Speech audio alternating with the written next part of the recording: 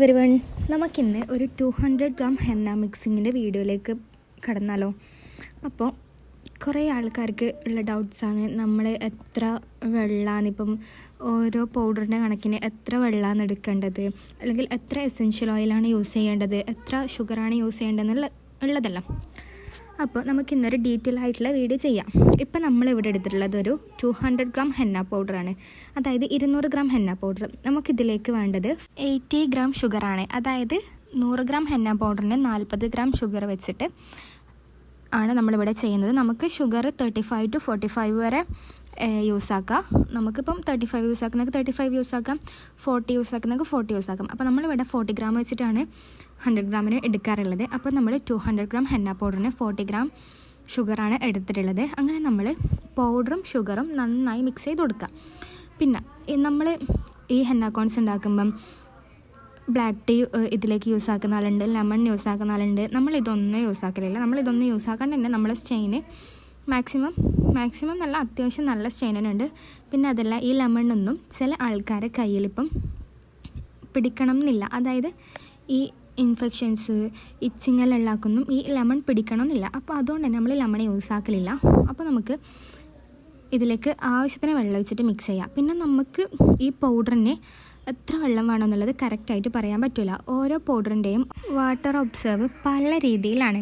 അതായത് ചില പൗഡറിന് ഇപ്പം കുറച്ച് വെള്ളം വേണ്ടി വരും, ചില പൗഡറിന് നന്നായിട്ട് വെള്ളം വേണ്ടി വരും, അങ്ങനെയൊക്കെ ഉണ്ടാകും. നമുക്കിപ്പം ഒരു ഏകദേശ അളവ് പറയുകയാണെങ്കിൽ 100 ഗ്രാം പൗഡറിന് ഒരു 250 ml വെള്ളം വേണ്ടി വരും. ചില പൗഡേഴ്സിന് അത്രയും വേണ്ടി വരില്ല, ചില പൗഡേഴ്സിന് അതിനേക്കാൾ കൂടുതൽ വേണ്ടി വരും. നിങ്ങൾ പൗഡറിൻ്റെ കൺസിസ്റ്റൻസിയും നിങ്ങളുടെ പേസ്റ്റിൻ്റെ കൺസിസ്റ്റൻസിയും ഒക്കെ നോക്കിയിട്ട് ആവശ്യത്തിന് വെള്ളം ചേർത്ത് കൊടുക്കുക. നമുക്ക് ആ പേസ്റ്റ് മിക്സ് ചെയ്യുമ്പോൾ തന്നെ തിരിയും ഇതിന് എത്രത്തോളം വെള്ളം വേണ്ടി വരും എന്നുള്ളത്. പിന്നെ നമ്മൾ ഒരിക്കലും വെള്ളം ഒരുമിച്ച് മുഴുവനായിട്ട് ഒഴിച്ചു കൊടുക്കാൻ പാടില്ല.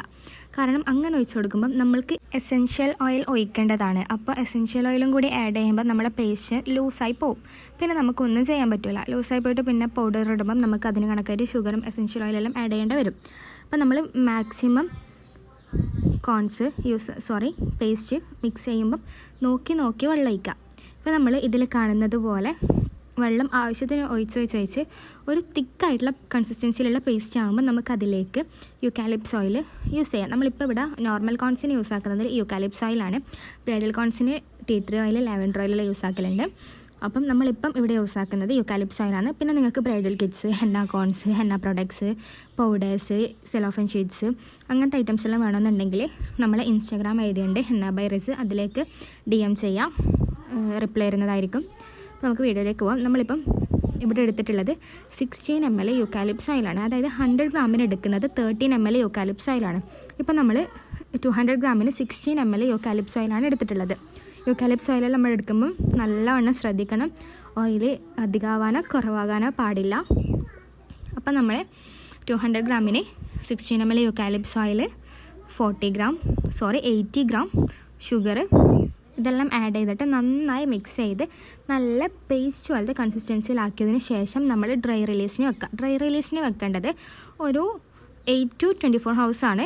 നമ്മളിപ്പം ഒരു 12 hours അങ്ങനെയാണ് നമ്മൾ വെക്കാറുള്ളത്. നമുക്കിപ്പം ക്ലൈമറ്റ് എങ്ങനെയാണോ അതുപോലെയാണ് വെക്കേണ്ടത്. അപ്പോൾ നമ്മൾ ഡ്രൈ റിലീസിന് വെക്കുമ്പം എയർ ടൈറ്റ് ആയിട്ടുള്ള ബൗളിൽ വെക്കാൻ നോക്കുക. ക്ലിംഗ് റാപ്പ് വെച്ചിട്ട് നല്ലവണ്ണം റാപ്പ് ചെയ്ത് കൊടുക്കുക. എന്നാൽ മാത്രമേ നമ്മളെ പേസ്റ്റ് നല്ല രീതിയിൽ ഡ്രൈ റിലീസ് ആവും. അപ്പോൾ ഇതാണ് നമ്മൾ ഇന്നത്തെ ഓർഗാനിക് കോൺസ് ഉണ്ടാക്കുന്ന വീഡിയോ. നിങ്ങൾക്ക് ഇതിൽ എന്തെങ്കിലും ഡൗട്ട്സോ അല്ലെങ്കിൽ ഏതെങ്കിലും പോർഷൻ മനസ്സിലാവാത്തതുണ്ടെങ്കിൽ നിങ്ങൾക്ക് കമൻറ്റ് ചെയ്യാം. നമ്മൾ സെപ്പറേറ്റ് വീഡിയോ ചെയ്തിരുന്നതായിരിക്കും. നിങ്ങൾക്ക് എന്ത് ഡൗട്ട്സ് ഉണ്ടെങ്കിലും കമൻറ്റിൽ ചോദിക്കാം. അപ്പോൾ ഓക്കെ, താങ്ക് യു.